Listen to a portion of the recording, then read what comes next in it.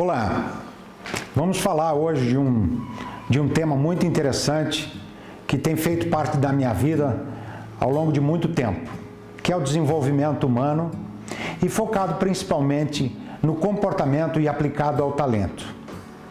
Para que nós possamos entender um conceito um pouco mais amplo de desenvolvimento humano, nós vamos ver que a ampliação das liberdades das pessoas com relação às suas capacidades, seus talentos e as oportunidades. Se nós entendemos desenvolvimento humano, ele é extremamente amplo. Por isso resolvemos focar nas questões comportamento.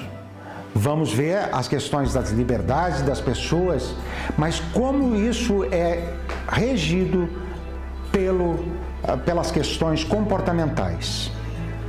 Dentro disso, resolvemos verificar então, qual que é o meu talento? Eu conheço o meu talento? A questão não é se você tem talento ou não. Todo mundo tem, mas conhecê-lo e lapidá-lo a viver melhor é para poucos. De nada adianta um talento que você tenha e que ele esteja ainda num estado bruto. É como se nós achássemos um verdadeiro diamante numa mina e não o identificássemos como um diamante. Será necessário, então, que seja levado à lapidação e aí o seu valor e a sua importância se tornam infinitamente maiores. E a pergunta é, quantos de nós estamos nesta situação? Vamos entender um pouquinho melhor. O que nós entendemos por talento? É tudo que fazemos com naturalidade e prazer. O talento, quando nós fazemos algo que nós temos prazer em fazer e nós fazemos com naturalidade, isso quer dizer que estamos fazendo na nossa potencialidade, estamos usando o máximo que nós temos e de forma extremamente natural. E é isso que nós podemos chamar de talento. É a habilidade natural para desenvolver nossas potencialidades. Temos inúmeras potencialidades, mas é preciso entender que nós não podemos ser tudo. E que não existe um talento melhor ou um talento pior, mas que o teu talento deve ser procurado e ser desenvolvido na sua potencialidade. E que, se bem aproveitado esse talento, poderá transformar a pessoa em um profissional de sucesso. Eu diria da seguinte forma: faça aquilo que te dá prazer, faça aquilo que recarrega as tuas energias, as tuas baterias no dia a dia, e você automaticamente terá sucesso.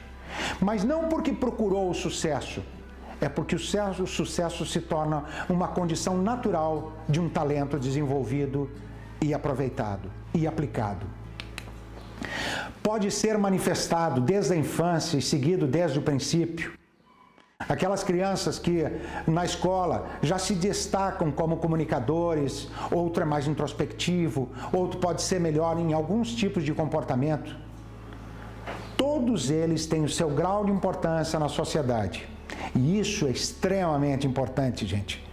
Quando entendemos isso na infância e não fazemos como está escrito agora, poder ser reprimido pelas pressões sociais, nós fazemos com que esse talento lá, já que despertou na infância, possa ser aproveitado na sua totalidade.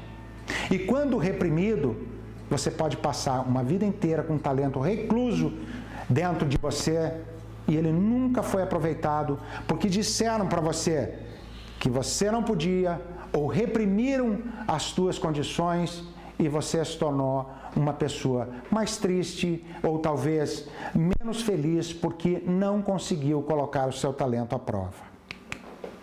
E a pergunta é então, dentro do meu talento, se eu entender o que Einstein dizia, todo mundo é um gênio, mas se você julgar um peixe por sua capacidade de subir em uma árvore, ele vai gastar a sua vida inteira acreditando que é estúpido. Veja o velho ditado, cada macaco no seu galho. Ou seja, macacos foram feitos para subir em árvores, peixes para nadar. Não é que nós não possamos aprender outras coisas e ser o que nós quisermos, nada de determinismo. Mas se nós usamos os nossos talentos da forma natural que já temos e lapidamos esse talento, nós vamos ser aquele peixe que nada muito bem e aquele macaco que é exímio escalador. É isso que acontece, gente. Bom, baseado em várias visitas, pesquisas, e temos visto pelas empresas, o que acontece? As empresas querem resultados. Os seres humanos querem uns dos outros resultados. E esses resultados são baseados em qualidade. O que as pessoas e as empresas buscam, e isso baseado em nossas visitas a empresas, pesquisas nossas, mostrando e fazendo uma pergunta. O que você espera das pessoas? O que vocês esperam das pessoas?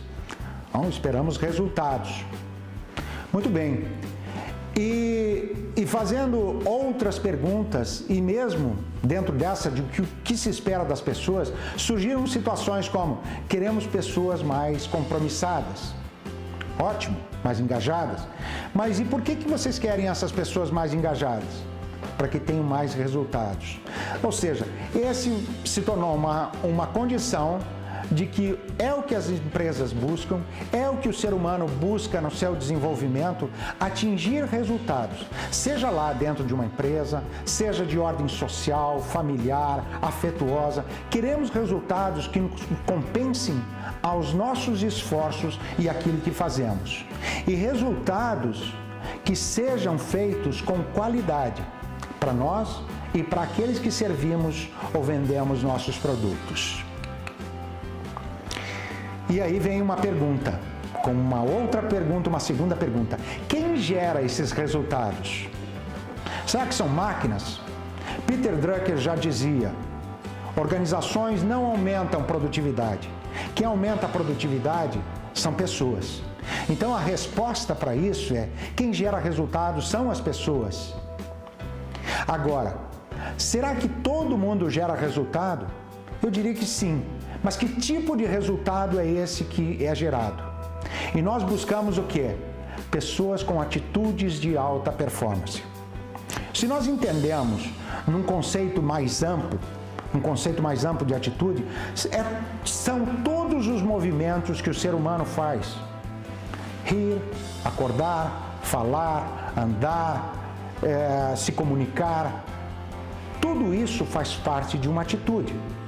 Agora, nós queremos classificá-los entre quais deles têm realmente uma atitude de alta performance e que vão fazer resultados realmente significativos. Pessoas com atitudes de alta performance geram resultados melhores. E podemos entender então que, se fôssemos entender toda a humanidade, todos os nossos 7 bilhões de habitantes da Terra, entenderíamos que todos têm atitude, mas poderíamos dividi-los em 3 patamares, para resumir, em atitudes de baixa performance ou péssima, atitudes de média e de alta performance. E isso que diferencia o desenvolvimento humano para que você chegue nessas atitudes de alta performance. E quais são os elementos que compõem as atitudes de alta performance? Precisamos entender isso da seguinte forma. Nessa imagem que está composta para vocês, veja que temos um iceberg, onde, na verdade, o iceberg demonstra 10% do seu tamanho, 90% fica submerso. E falando em atitudes, esses 10% são o que aparece de resultado das atitudes de alta performance. Mas ele é feito de tudo que está embaixo, de tudo que está submerso também na nossa consciência e na forma dos nossos comportamentos. Resumimos isso em alguns fatores: relacionamentos, domínio pessoal, lidar com os nossos medos, tipo de inteligência, trabalho árduo, visão de futuro, valores e ética, nesse termo, valores e ética, extremamente importante nesse momento que vivemos. Precisamos construir atitudes em alta performance em todos os pontos desse país, em todos os pontos do mundo. E valores e ética é um grande passo para que essas atitudes sejam realmente valorosas. Entendendo isso tudo, nós resolvemos concentrar em 3 pontos principais, formadores dessas atitudes de alta performance. Vamos entender aqui uma matemática reversa dessas atitudes. Como nós queremos resultados, e sabemos que os resultados são conseguidos por atitudes de alta performance, aí o que forma as atitudes de alta performance? Habilidades, conhecimentos e principalmente comportamentos. Não é que um seja mais importante que o outro, mas acontece que comportamento é o fator de aderência, é o fator que faz o diferencial para que você aprenda os conhecimentos e pratique aquilo que aprendeu. E nisso, tudo somado, vamos ter então o quê? Atitudes de alta performance que nos levam aos resultados. Exemplos então de atitude de alta performance. Selecionamos aqui algumas frases que não servem para todos exatamente, mas essas frases colocadas em prática podem fazer a diferença na vida de muitas pessoas e muitas empresas. Reconhecer e definir problemas. Como é que eu reconheço e defino meus problemas? Desenvolver a expressão, a comunicação compatíveis àquilo que eu faço. Será que a minha comunicação é eficiente, é eficaz? As pessoas estão entendendo realmente o que eu estou dizendo ou eu estou só falando, só comunicando? E nesse sentido é preciso entender o que eu quero dizer e passar isso à frente. Refletir e atuar criticamente sobre os nossos comportamentos, sobre os nossos processos, sobre as nossas coisas.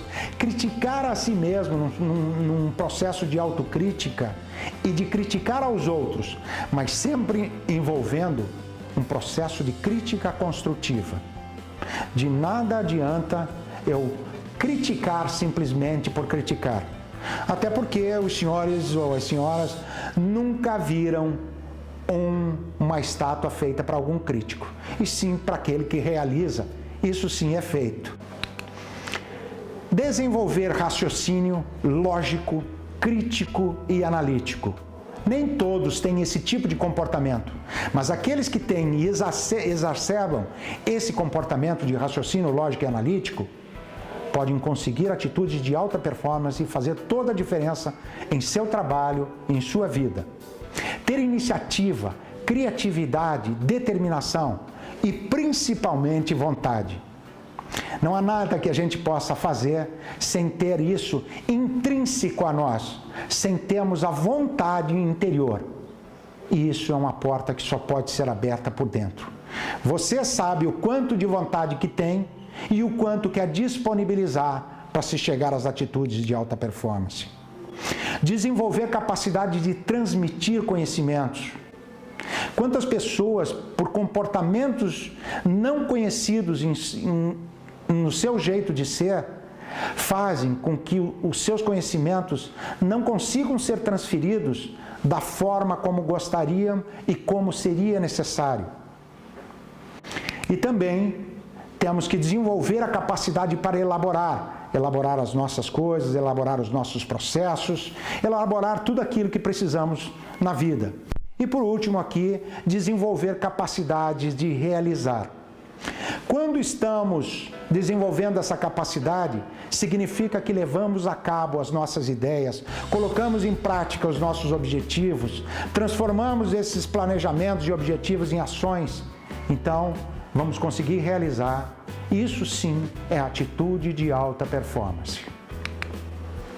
Bom, baseado nisso, temos aqui um chamado cubo de competência, onde nós entendemos que o ser humano, nas suas competências, precisam ser entendidos na sua tridimensional. onde temos 3 eixos: o eixo do conhecimento, o eixo do comportamento e o eixo da habilidade. Precisamos desses 3 para termos uma atitude de alta performance. Precisamos do conhecimento necessário para desenvolver o nosso trabalho e aquilo que precisamos. Precisamos da habilidade, que é a destreza, a maestria como fazemos algo, a maestria como aplicamos os conhecimentos de que temos. E o eixo do comportamento. O eixo do comportamento tem a ver com aquilo que a natureza do indivíduo, como eu me conduzo na minha vida, como eu tenho os posicionamentos perante a vida, aquilo que me dá prazer, eu faço e me estabeleço e tenho maior aderência nos cargos e funções que eu tenho um comportamento mais adequado. Eu quero dar um exemplo bem interessante nisso. Vamos supor, considerando esses 3 eixos, que eu sou um piloto de avião, ou seja, um pretenso piloto de avião. E eu passo a estudar muito sobre aviões. Eu aprendo muita teoria, eu aprendo sobre o comportamento aerodinâmico, todo o sistema de clima. Eu aprendo como o avião se comporta, como mexer nos instrumentos. E a partir disso começo a praticar. Vou para um simulador e começo a praticar em menos tempo todo aquele conhecimento, a mexer nos instrumentos e me torno muito mais hábil para pilotar um avião. Mas ainda assim, não pilotei um avião. Será que com esses 2 eixos, vocês gostariam de viajar comigo, eu sendo piloto desse avião? Não é muito interessante, porque tenho conhecimento, tenho habilidade, mas será que tenho o comportamento? E qual seria o comportamento exigido de um piloto? Ora, eu preciso ser planejador, meticuloso, perfeccionista, detalhista, analítico, seguidor de regras. Não há espaço para improviso dentro desse tipo de profissão, ou deste cargo em si. Então, vejam como ilustra totalmente esses 3 eixos e que um depende totalmente do outro. Agora, se eu passo a ter o comportamento ideal para ser um piloto, mas tenho baixo conhecimento, também não serve. Se eu tenho alto conhecimento e bom comportamento e tenho pouca habilidade, não serei um bom piloto. Tenho que entender a tridimensionalidade da função para que eu possa realmente exercer e ter uma atitude de alta performance. Acho que agora ficou bem claro para você. Veja que aqui nós temos os níveis exigidos da função, que poderia ser para um piloto, e temos em vermelho o nível que é exigido, o nível do perfil do profissional, que foi medido no seu comportamento, conhecimento e habilidade. E aqui medimos da seguinte forma: enxergamos as lacunas, os gaps a serem desenvolvidos. Dá para mensurar isso, dá para medir para que haja o desenvolvimento. E dentro disso formamos uma figura tridimensional que é o cubo do tamanho do cargo, do tamanho das competências exigidas para esta função. E agora aqui vemos o tamanho do cubo do perfil do profissional. Juntando os dois, entendemos que o profissional a ser exigido nessa condição tem menos competências que as exigidas pelo cargo. Isso nos mostra realmente o gap e as lacunas que tem para serem desenvolvidas. É disso que nós falamos sobre desenvolvimento humano voltado a talento, voltado a comportamento e aplicado ao talento. Bom, mas a maioria das pessoas escolhe um caminho chamado caminho tóxico. Infelizmente. E como o nome já diz, caminho tóxico não é o mais agradável. O que acaba acontecendo no caminho tóxico? Nós negligenciamos os nossos comportamentos. Não os conhecemos ou não usamos os comportamentos adequados àquilo que precisamos fazer. Mas quando negligenciamos, deixamos eles de lado. E aí procuramos fazer algo junto, aquilo que nos hostiliza, que nos faz mal, que nos enfraquece e inibe.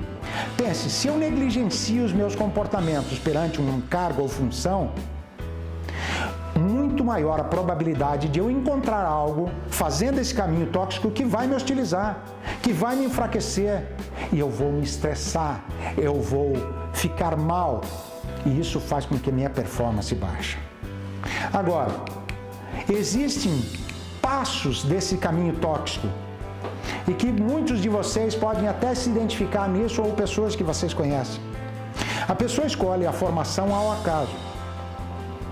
Ela faz um curso, tanto ele acadêmico de nível universitário, como um nível técnico, colegial, seja ele o que for, e em cima disso obtém os conhecimentos necessários sem que os comportamentos e habilidades estejam adequados a isso.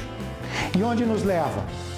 Conseguir um cargo e em cima desse cargo nós procuramos adequar o comportamento aos conhecimentos que adquirimos. Ou seja, vamos enjambrar isso, vamos procurar uma adaptação. E tudo que eu me adapto com uma forma mais dura de ser, uma forma mais longe do que é o meu talento e os meus comportamentos, são os meus comportamentos, eu tenho uma tendência a sofrer com isso e isso estabelece meu caminho tóxico. E por último aqui, eu exerço a função com sacrifício e produzo toxinas no organismo. Literalmente, porque quando me estresso, libero uma série de substâncias no organismo que me faz adoecer a médio e longo prazo. Então, trabalhando naquilo que eu não gosto, no que eu não tenho prazer, a conta da saúde, do mal-estar e da baixa performance com certeza vão chegar até você. Agora, podemos ter, sim, um caminho diferente, que é o caminho da ecologia humana. E quando se fala de ecologia, lembra-se das árvores e da natureza. Mas quando nós falamos de ecologia humana, temos que lembrar que o nosso maior habitat somos nós mesmos. Somos nós, seres humanos, habitando dentro de nós mesmos. Então temos que cuidar da nossa saúde psíquica, da nossa saúde emocional, da nossa saúde laboral. E isso tudo, através do caminho da ecologia humana, o comportamento, aí sim, ele é priorizado. O autoconhecimento é estimulado. Ou seja, eu preciso me conhecer. Eu preciso priorizar em conhecer quais são os meus reais comportamentos. Nós fazemos isso hoje e fazemos isso há muito tempo. Fazer com que as pessoas se descubram, se conheçam realmente. E o que acontece, gente? Dentro desse caminho ecológico, da ecologia humana, eu vou encontrar algo, uma função da qual me acolhe, me faz bem, me fortalece e me estimula. Exatamente o inverso do caminho tóxico. E quais são esses passos da ecologia humana? Vamos ter aqui adesão, interesse, entusiasmo e compromisso. Mas dentro dos passos que nós podemos ver, nós vamos ver os seguintes passos, que vão nos levar ao caminho da alta performance. Eu procuro conhecer o meu comportamento, me conheço mais profundamente, entendo o meu tipo de inteligência. Há diversos tipos de inteligência, como fala o Howard Gardner. Eu posso ter inteligência emocional do ponto de vista interrelacionamento, intrapessoal. Eu posso ter inteligência espacial, lógico-matemática, linguística. Qual que é o meu tipo? Como eu conheço isso? Como eu me torno mais inteligente usando o meu comportamento junto com o meu tipo de inteligência? Eu nunca vou deixar para trás o meu campo de sonho e interesse. Só que eu posso adequar o meu sonho e o meu campo de interesse junto com o meu tipo de inteligência e junto com o meu comportamento. E aí sim, então, eu busco uma formação profissional que possa englobar, que possa colocar isso tudo dentro de um círculo, dentro de um contexto onde o meu comportamento, o meu tipo de inteligência e o meu sonho, o campo de interesse, tem a ver com a minha formação profissional. E aí sim, eu estou pronto para exercer uma função que combine esses fatores e não se espantem com o sucesso que vão ter. Você aceita as coisas como elas são ou muda a realidade que vive? Você é protagonista da sua história ou você tem um comportamento mais acomodado, mais seguro? Quando eu falo acomodado, não significa preguiçoso, mas gosto das coisas mais seguras, e isso faz com que você não altere tanto a realidade que você vive. Você valoriza os relacionamentos ou é mais individualista, introspectivo? Há pessoas que são extremamente racionais e são também relacionais. Esse relacionamento faz com que ela tenha um ciclo maior de pessoas. Já outros gostam mais da individualidade, são mais introspectivos. E isso faz com que haja essas diferenças. Ser introspectivo não significa ser tímido, mas significa ser mais reservado, é um tipo de comportamento. Você é mais assertivo na comunicação ou tende a ser amistoso? No sentido da assertividade, de se posicionar, de colocar limite às pessoas, de dizer aquilo mesmo que não agrade os outros, mas é preciso ser dito. E há pessoas que preferem não dizer e ser mais amistosas, ou dizer de uma forma mais doce aquilo que precisam. Também temos a questão de que você é um tomador de risco ou mais conservador? Há pessoas que querem fazer os seus negócios, mas detestam o fator risco. E a pergunta é, como vou fazer omelete sem quebrar os ovos? E se sou muito conservador, isso é bom para o meu negócio? Agora, existem negócios e existem cargos e funções muito apropriadas a quem é mais conservador e não tomador de risco. Você é planejador e organizado ou é imediatista e intuitivo? E quem é mais planejador e organizado, às vezes também tem dificuldade maior de decisão, ou as decisões são mais lentas, e quer sempre melhorar um pouco mais para entregar o seu trabalho. E tem pessoas que são muito mais imediatistas, intuitivos, eles vão pelo que o coração sente, e eles vão muito mais pelo lado da emoção, deixam de lado um pouco a razão, e com isso são mais improvisadores. Não posso dizer também o que é melhor ou pior, não existe perfil errado. Você toma decisões rápidas ou tende a querer mais segurança e informações? As nossas decisões são tomadas também pelo nosso tipo de comportamento. Eu tomo decisões rápidas quando eu sou mais ousado, quando eu sou mais objetivo, que eu gosto de mais rapidez nas coisas. Agora, as pessoas que procuram segurança, elas vão se cercar de todas as informações possíveis para que elas tomem essas decisões sempre baseado no fator segurança. Será que isso vai dar certo? Não posso tomar passos errados? Então demoro mais para decidir, cada um com o seu estilo. Você prefere liderar ou ser liderado? Há muitas empresas que escolhem, às vezes, durante uma promoção de um líder, qual o seu melhor técnico, sem levar em conta os perfis comportamentais e o perfil comportamental dessa pessoa, e o coloca na liderança. E essa pessoa diz assim, para ela mesma, mas eu nem queria ser o líder, eu nem precisaria ser o líder. Eu gostaria de ser colaborativo, de cooperar com o grupo, de fazer parte de uma solução, mas eu não quero ser o líder, porque eu não quero também ser o centro das atenções, eu não quero me expor. E quem está certo? Na verdade, não há o certo, novamente. Há a preferência de comportamento de que cada um tem e como ele é demonstrado. O que o motiva verdadeiramente? O que te dá prazer? O que na verdade você trabalharia até de graça? Não é uma brincadeira, mas é verdade. Tem coisas que nos dão tanto prazer que eu diria, eu faria isso de graça. E é isso que realmente motiva. E por que não pegar este teu prazer, este teu tipo de comportamento e monetizar isso, tornar isso rentável? Mas é preciso descobrir o que realmente te motiva. E aí nós caímos numa situação onde, para mudar, para desenvolver, nós vamos precisar gerenciar a mudança. E vejam vocês o que essa tela mostra. Muita gente se sente nessa questão de mudança pessoal, que está entre os crocodilos e os lobos. Me sinto acuado, me sinto a ter que tomar uma decisão rápida.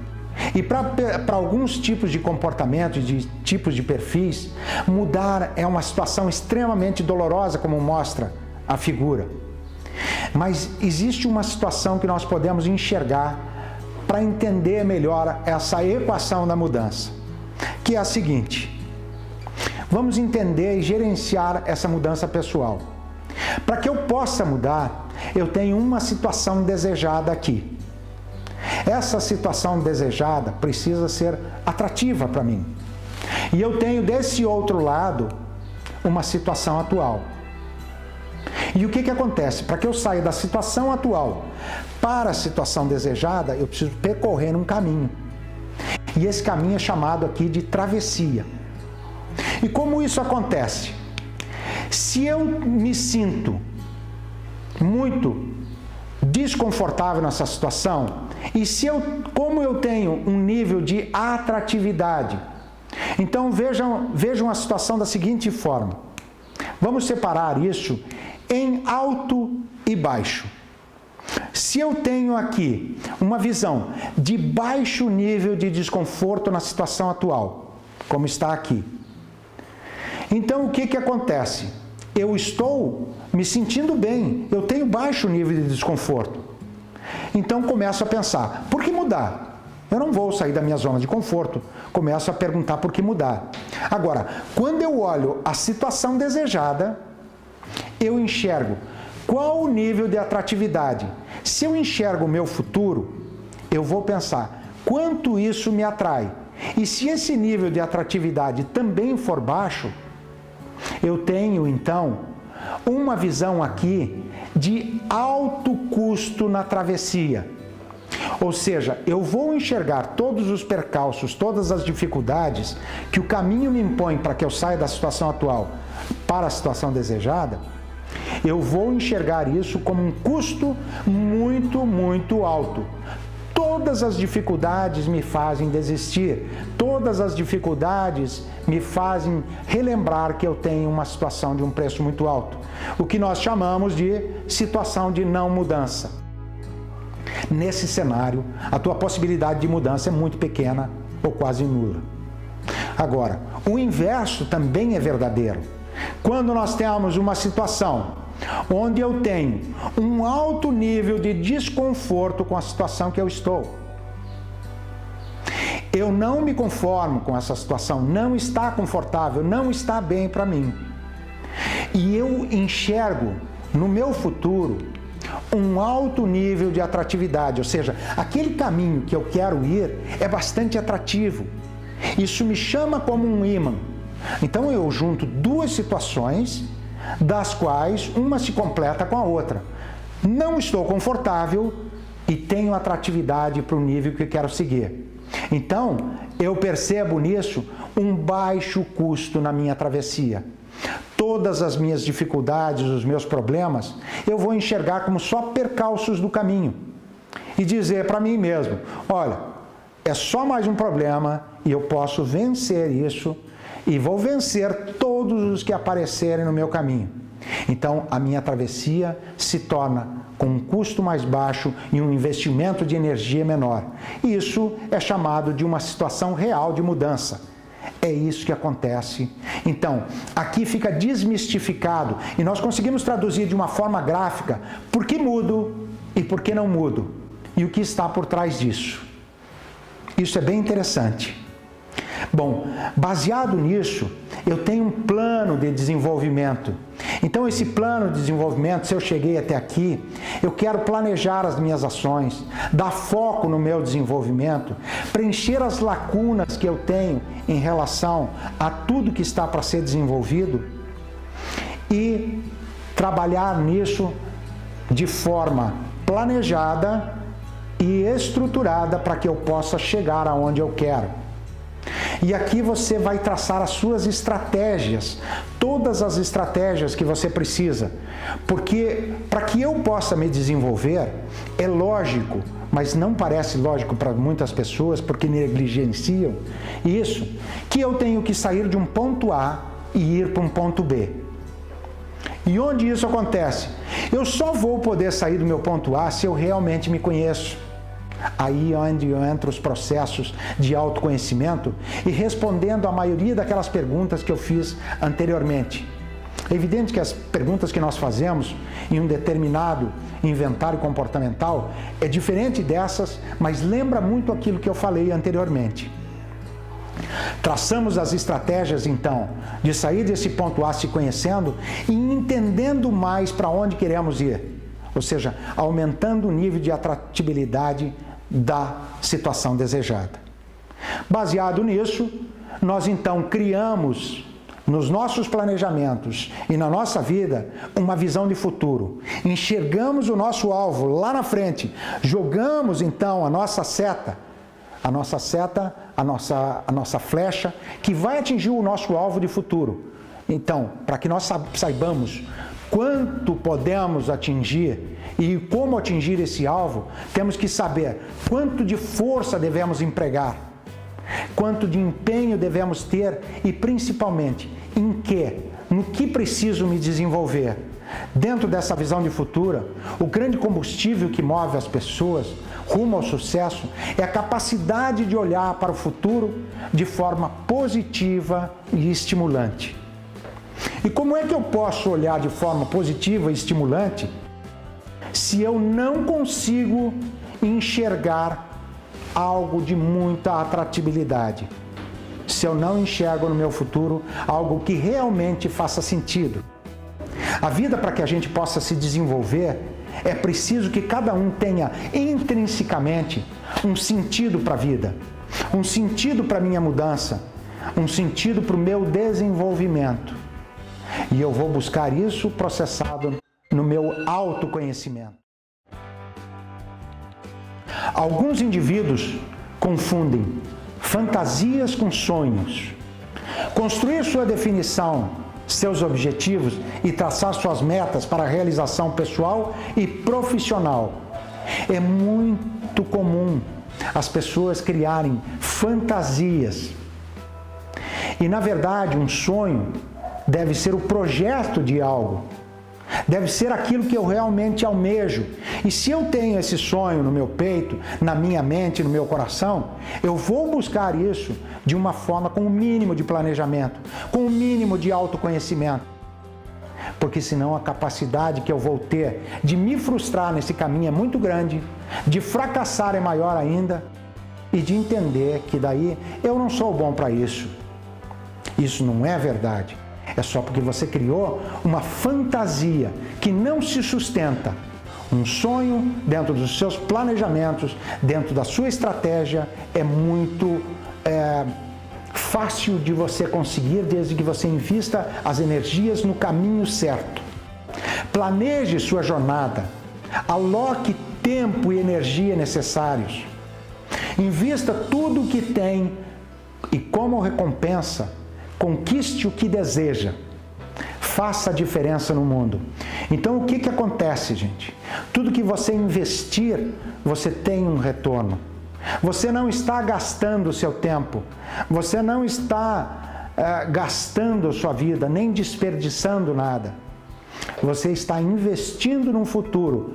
Mas para que eu possa investir na minha visão de futuro e no alvo que eu desejo atingir, eu preciso voltar lá atrás e colocar em prática a minha tríade: conhecimentos, comportamentos e habilidades voltados a entender quais são as minhas lacunas e, em cima disso, trabalhar dia a dia, trabalhar o meu desenvolvimento, pedir às pessoas que me ajudem na minha caminhada, pedir para que as pessoas digam se eu estou no caminho certo, mas sem que as opiniões delas possam me desestimular do ponto de vista de chegar onde eu quero. Nada, não deixe que nada te desestimule. É só uma maneira de que não está dando certo. Na verdade, não existe fracasso. O fracasso é só mais uma maneira que nós encontramos e de que não deu certo. O fracasso só existe quando você desiste sobre aquilo que faz. E isso tudo, para quem tem a persistência de conseguir o planejamento do seu caminho, seu sucesso está lhe esperando no caminho e na chegada do seu alvo. E eu faço a pergunta derradeira para que fique na mente de vocês. Você está preparado para esse desafio? Sabemos que não é fácil, mas é possível. Não digo boa sorte, digo bom trabalho e um bom caminho percorrido. Obrigado.